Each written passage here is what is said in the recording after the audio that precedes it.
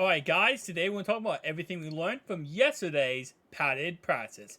Yes, yesterday was the first padded practice of the year, so it's really exciting in all honesty because now we get to see the defense actually start hitting people, also having some fun. some, some fun. Listen, it's real football, okay? Now football has started. You're not playing in just shorts and uniforms, and things are going to get crazy. Now, obviously, yesterday we had two injuries on the field. Our first injury was, of course, Trevion Williams, and our second injury was Maxwell, our defensive tackle, undrafted defensive tackle, and obviously Williams, the third string running back. So Trevion being hurt definitely does suck, but we're gonna see more from some other guys. With that being said, so starting off right away, we actually have a highlight from today, which was the Cincinnati Bengals defensive end Joseph Asai flew around the edge on one play during practice on Wednesday, pressuring the quarterback just as he finished his dropback. But on Tuesday, as backup quarterback Jake Browning had his shakiest practice of training camp, he was constantly sped up in the pocket by the power and speed on the Bengals defensive line, particularly coming off the edge. Even though Pro Bowl defensive end Trey Hendrickson didn't participate in 11-on-11 drills on Tuesday, the Bengals defensive line took over the Bengals' first padded practice of the year. There's tons of speed and there's tons of power, Bengals left guard Cordell Volson said. It's really a good mix of different type of moves. It's a very deep defensive line room with a lot of veteran presences. That makes a big difference. Every time you go against DJ Reader, he's one of the best at what he does. Every single guy has a different repertoire of moves, and you have to be prepared. The Bengals' offense ran more screens and more quick game throws on Tuesday, but the first team and second team defensive line still smothered the Bengals' offense. Browning and quarterback Trevor Siemian struggled finding their timing in the pocket. They both made off-balance throws with defenders in their faces that resulted in incompletions. Our speed is showing up a lot, Bengals defense tackle Zach Carter said. I see Myles Murphy flying by, Cam Sample, and Asai, Jeff Gunter. It's crazy. Joseph Asai looks poised for an even bigger role than he had in 2022. Defense coordinator Lou Anarumo is looking for ways to get Joseph on the field. Joseph Asai production took off in the second half of last season because of his speed. Asai had added strength and power and redefined his technique. On Tuesday, Asai had wins against Orlando Brown and Jonah Williams, and he was the most impactful defensive lineman of the process. He's getting tons of training camp snaps, and he looks poised for a breakout year. Myles Murphy is the best athlete in the group, and the oof that he creates when he makes contact with offensive linemen is the loudest on the Bengals. He's working on improving the way he uses his hands and his plan for positioning himself around offensive linemen in different situations. Carter had a bulk up more than anyone on the Bengals and has transformed himself from a defensive end into a defensive tackle. He hasn't had many flash plays yet, but he's constantly moving the pocket back. He said he's able to play faster and trust his strength and athleticism when he looks to finish plays. Cam Sample, a role player for the Cincinnati Bengals over the last few seasons, is showing more bursts off the edge. He blew up a screen in the backfield on Tuesday and broke up a pass. He's one of the Bengals' best run stoppers. This is a group that has a ton of different style of players who are all very physical, Brown said.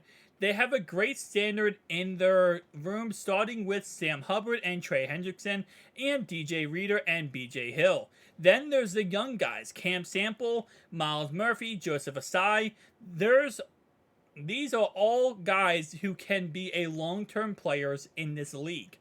Offensive line shaking off the rust. Before practicing, the Bengals offensive line reminded each other that they haven't worked in pads since the AFC Championship game.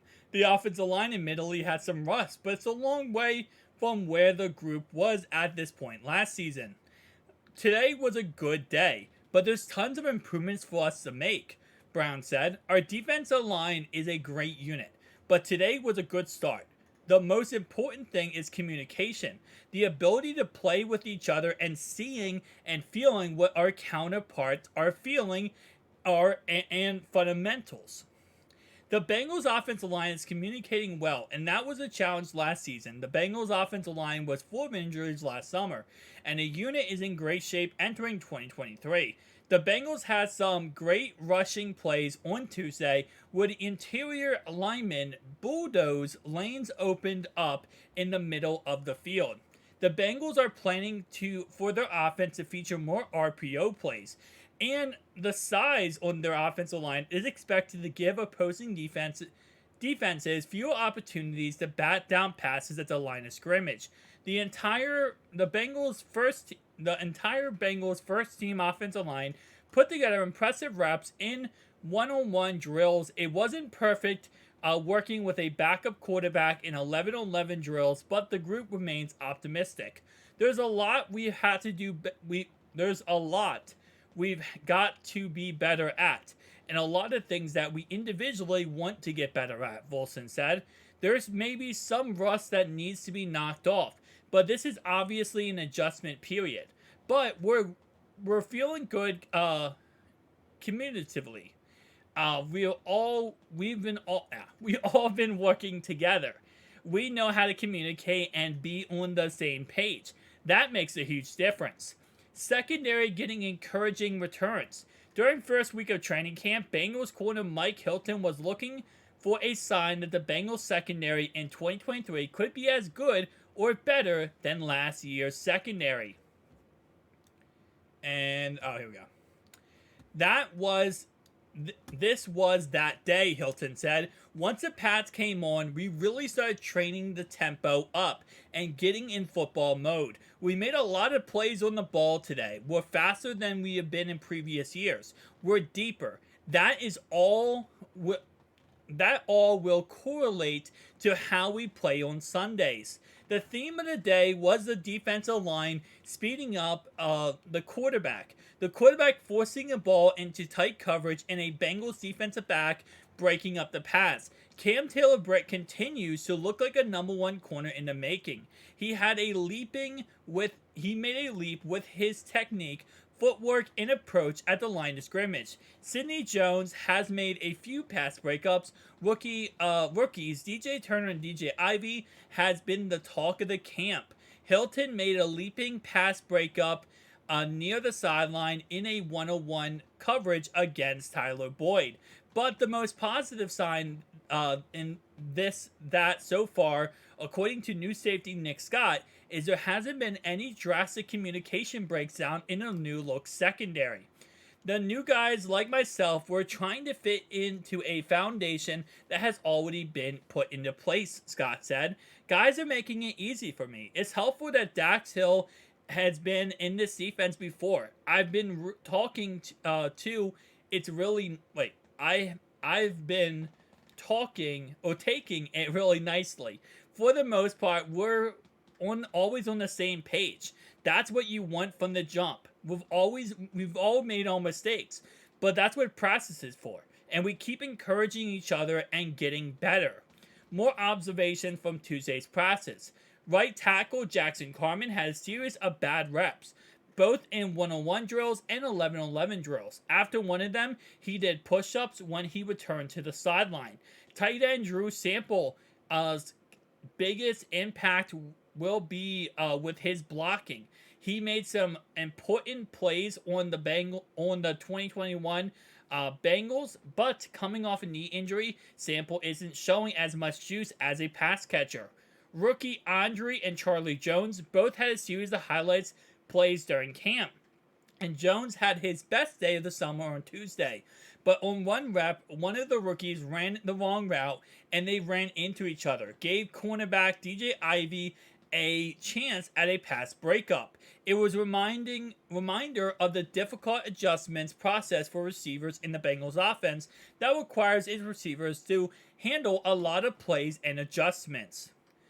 Third round pick Jordan Battle continues to get rave reviews for his football IQ and his presence in the locker room, but he isn't getting many training camp snaps.